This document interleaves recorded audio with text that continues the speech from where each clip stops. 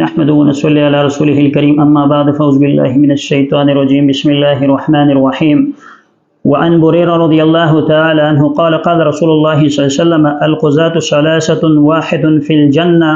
واثنان في النار فأما الذي في الجنة فرجل عرف الحق فقضى به ورجل عرف الحق فجار في الحكم فهو في النار ورجل قضى للناس على جهل فهو في النار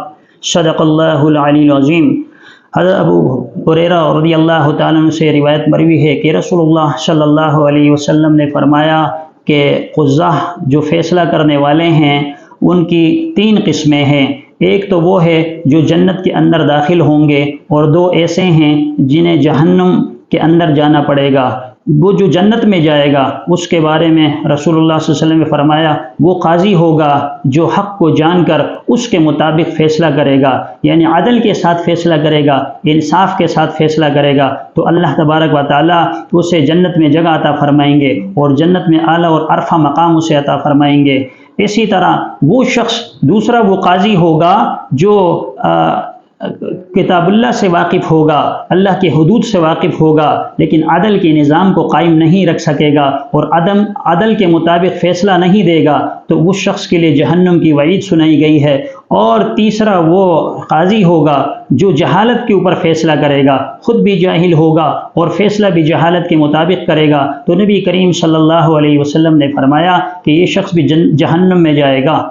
یعنی ایک جو جنت میں جانے والا ہے اس کا فیصلہ عدل پر مبنی ہوگا، انصاف پر مبنی ہوگا، تو اللہ اس کے لیے فیصلہ جنت کا فرمائیں گے۔ اور جو دوسرے نمبر کا قاضی ہے وہ عدل کو جانتا ہوگا، اللہ کی کتاب اللہ سے واقف ہوگا، رسول صلی اللہ علیہ وسلم کی سنت سے واقف ہوگا، لیکن اس کے برخلاف فیصلہ کرے گا تو اللہ کے نبی نے فرمایا یہ جہنم کے اندر داخل کر دیا جائے گا۔ اور تیسرا جو علم سے ناواقف ہوگا اور غیر شرعی فیصلے کرے گا، اسلام کے خلاف فیصلے کرے گا، تو ایسا شخص بھی جہنم میں داخل کر دیا جائے گا۔ اور ایک روایت کے مطابق رسول اللہ صلی اللہ علیہ وسلم کا ارشاد ہے کہ قیامت کے دن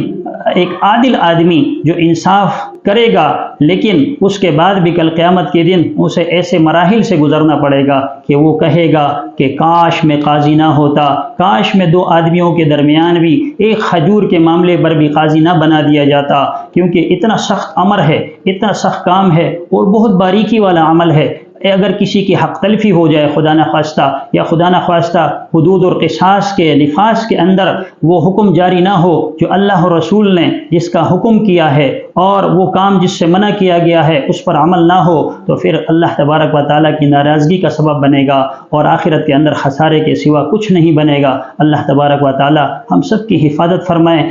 اور جتنے وہ قاضی ہیں اور جتنے ججز حضرات ہیں ان کو یہ حد الامکان کوشش کرنی چاہیے کہ وہ حق اور انصاف کے دامن کو ہاتھ سے جانے نہ دے، اور ہر فیصلہ وہ اسلامی اصولوں کے مطابق کریں، ایسا نہ ہو کل قیامت کے مواخذے کا سبب بنے۔ اللہ پاک ہم سب کو ہدایت عطا فرمائے۔ وآخر دعوانا ان الحمد للہ رب العالمین۔